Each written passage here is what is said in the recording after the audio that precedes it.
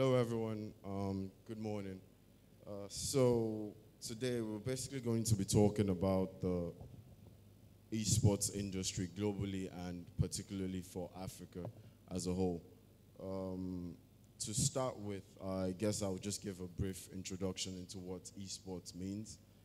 Esports is electronic sports for short, and it is a competitive video gaming at professional or at an amateur level. As the same for conventional sports that you have as football or tennis, where players in the world compete for cash prizes and fame, esports exactly does the same thing. By 2020, the global esports market is expected to generate $1.5 billion in annual revenues, which of course is attractive to brands and hopeful pro players who are looking to catch in on this boom. So I would just like to start with you, Dr. Sid, based off the data that I've just shared with everyone and the information I've shared with everyone.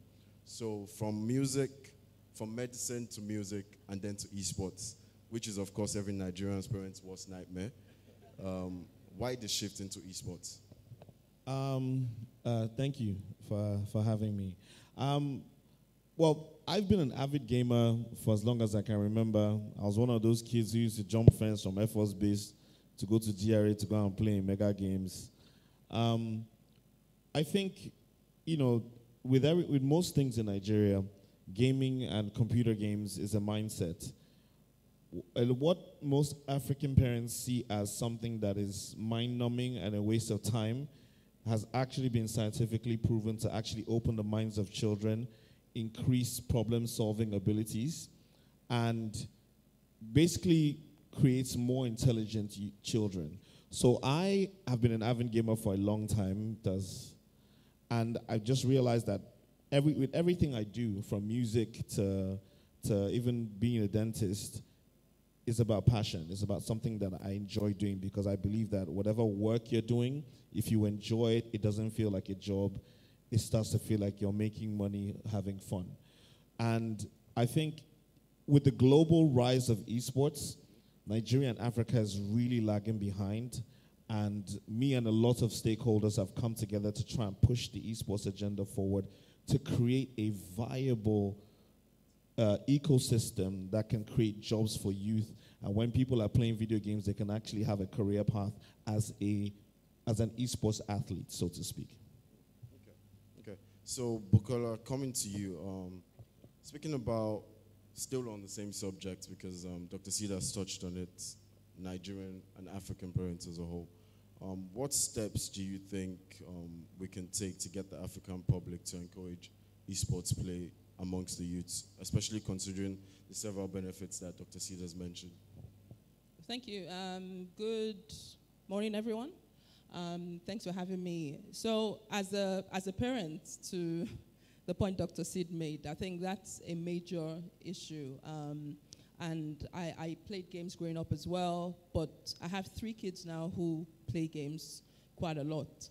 And speaking to a number of parents, the idea or the notion that gaming is anything but a waste of time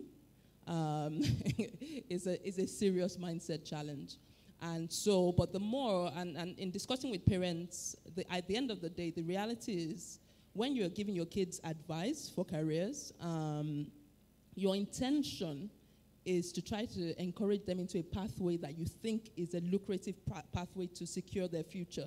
That's so even when your parents tell you, look, you need to be a dentist, or in my case, you need to be an architect, that the intention is always good, right? So I think one of the things that we need to do is to educate parents, so real careers education, not just parents and schools, but that is something that we need to do.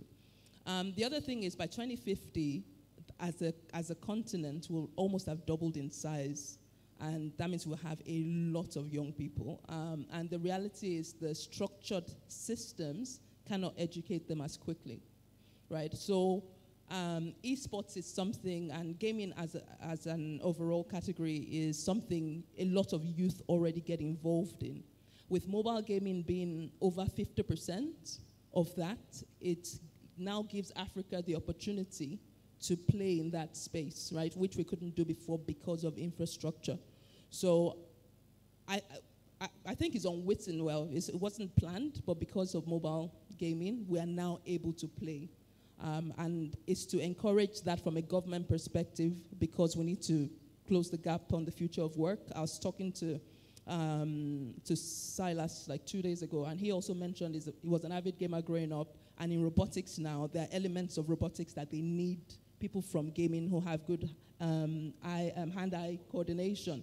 And so if, the more parents know about things like that, the more interesting it becomes, or the hope they have that, this is not just a waste of time. All right, what do I then need to do to get my child along this path? So, and I think part of what the industry is doing is to just create those little steps. So if my child shows promise in gaming, what should I do? Where can they go? Like football now, you have footballing academies around. So what are those steps they need to take? So I think that's what we need to start doing. Thank you.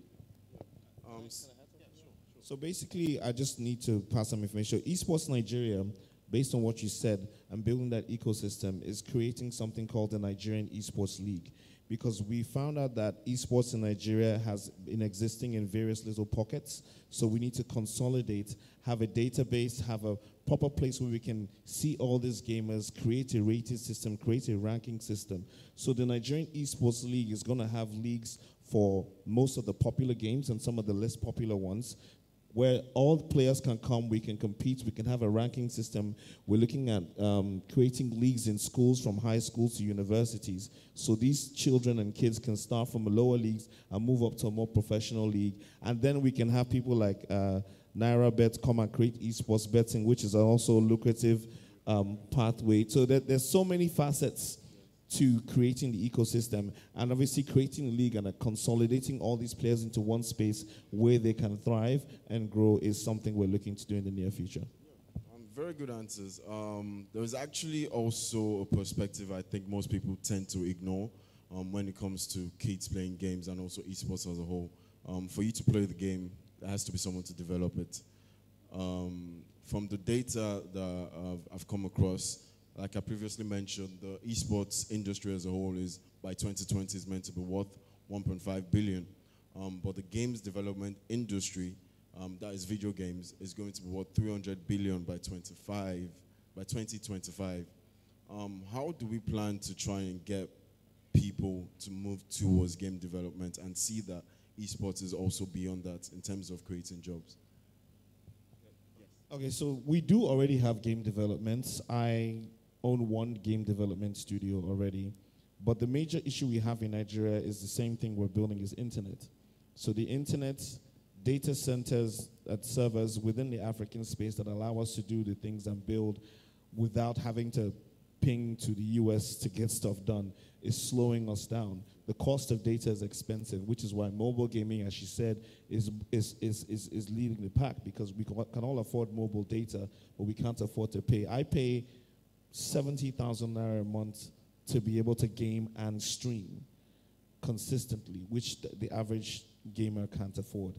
So if we can get the internet solved, which I think by next year is going to be better, we have studios, we have people already creating and developing games that should be able to thrive. Microsoft has a project to get gamers into the Xbox store, into the Xbox marketplace, and they're actively looking for indigenous Afrocentric games. So the opportunities are there. We just need other infrastructures to help give the game development companies an opportunity to thrive.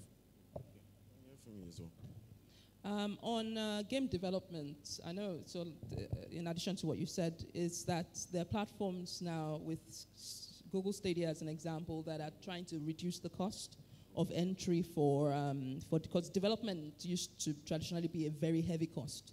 Of course, the new platforms also now create new issues. If you're talking about cloud gaming or cloud-based gaming specifically, is also in some cases alienates Africa still, right? But there's so many other things that I think people need to understand about game development. So if you're an educator, as an example, and you teach history, right?